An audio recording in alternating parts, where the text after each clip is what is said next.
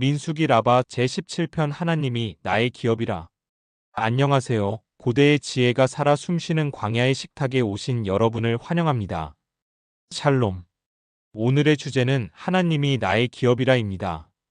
고라의 반역과 아론의 쌍난 지팡이라는 극적인 사건들. 이후 하나님께서는 이제 제사장과 레위인의 거룩한 직무와 그들의 삶을 어떻게 유지할 것인지에 대한 구체적인 규례를 말씀해 주십니다. 다른 지파들은 모두 약속의 땅에서 각자의 기업, 즉 땅을 분배받았지만 오직 레위 지파에게만은 땅을 주지 않으셨습니다. 대신 하나님께서는 친히 내가 너의 분깃이요 너의 기업이라고 선언하셨습니다. 땅 한 평 없이 오직 하나님만을 의지하며 살아가야 했던 레위인들의 삶을 통해 랍비들은 진정한 부와 소유, 그리고 참된 안식의 의미에 대한 놀라운 통찰을 발견했습니다.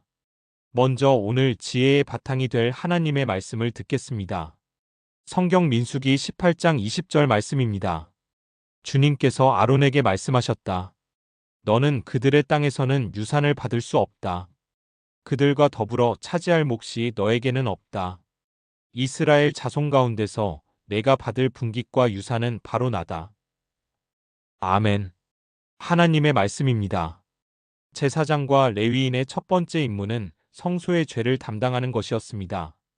이는 백성들이 부지 중에라도 거룩한 성소에 잘못 접근하여 죽임을 당하지 않도록 그 사이를 지키는 영적 파수꾼의 역할을 의미했습니다. 랍비들은 이를 왕궁을 지키는 경비병에 비유했습니다. 왕궁을 지키는 경비병이 있기에 백성들이 안심하고 살아갈 수 있듯 레위인들이 성소를 지키기에 온 이스라엘이 평안을 누릴 수 있었다. 그들의 섬김은 공동체 전체를 위한 영적 보호막이었습니다. 땅을 기업으로 받지 못한 레위인들은 어떻게 생활했을까요? 하나님께서는 이스라엘 백성들이 드리는 11조와 각종 헌물을 그들의 몫으로 정해주셨습니다.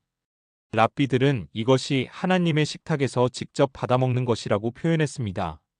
백성들이 하나님께 드린 거룩한 예물의 일부를 레위인들이 받는 것은 그들이 세상의 방식이 아닌 하나님의 방식으로 살아가는 특별한 존재임을 보여주는 증표였습니다.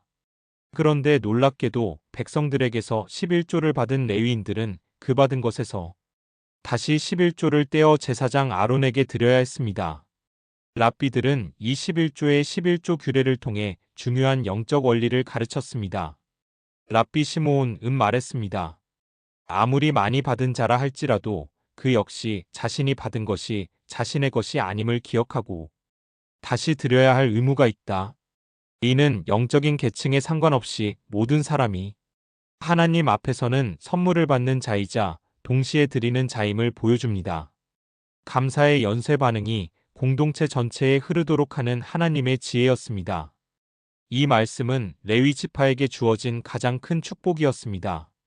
다른 지파들이 눈에 보이는 땅을 소유하고 그것을 경작하며 살아갈 때 레위 지파는 눈에 보이지 않는 하나님 그 자체를 유산으로 받았습니다. 랍비 시므온 벤 요아이 그는 이 말씀을 레위 지파에게만 국한시키지 않았습니다. 그는 이렇게 가르쳤습니다. 레위 지파뿐만 아니라 세상의 어떤 사람이라도 자신을 구별하여 세상의 짐을 내려놓고 오직 하나님을 섬기며 토라를 연구하기로 결단한다면 그는 스스로를 거룩하게 구별한 자이며 주님께서 그의 영원한 분깃과 기업이 되어주실 것이다. 이 위대한 해석은 하나님을 기업으로 삼는 삶이 혈통이 아닌 각 개인의 거룩한 결단에 달려있음을 보여줍니다. 이러한 제도는 이스라엘 공동체 전체에 영적인 균형을 가져왔습니다.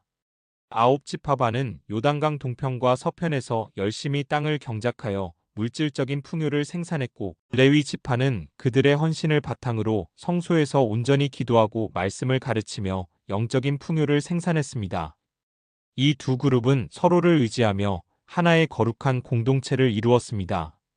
이 고대의 지혜는 오늘날 우리에게 어떤 도전을 줄까요? 첫째, 우리 공동체 안에서 말씀을 가르치고 영적인 돌봄을 위해 헌신하는 이들을 물질적으로 후원하고 지지하는 것이 얼마나 중요한 책무인지 깨닫게 합니다.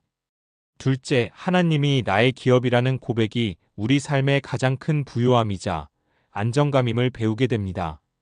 세상의 소유는 있다가도 없어지지만 하나님을 소유한 사람은 영원한 만족을 누릴 수 있습니다. 마지막으로 11조의 11조 정신은 우리에게 감사의 연쇄를 가르쳐 줍니다. 내가 받은 은혜와 축복이 어디서부터 왔는지 기억하고 그 일부를 다시 하나님과 이웃을 위해 기꺼이 내어놓을 때 우리의 삶은 마르지 않는 축복의 통로가 될 것입니다. 이제 이 깊은 깨달음을 마음에 품고 함께 기도하는 시간을 갖겠습니다. 우리의 영원한 기업이 되시는 하나님, 세상에 썩어질 것을 의지하지 않고 오직 주님만을 저의 분깃으로 삼고 살아가게 하시니 감사합니다.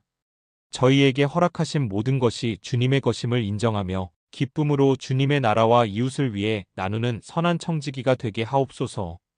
또한 말씀을 위해 헌신하는 이들을 기억하고 그들의 필요를 채우는 사랑의 손길이 되게 하여 주옵소서.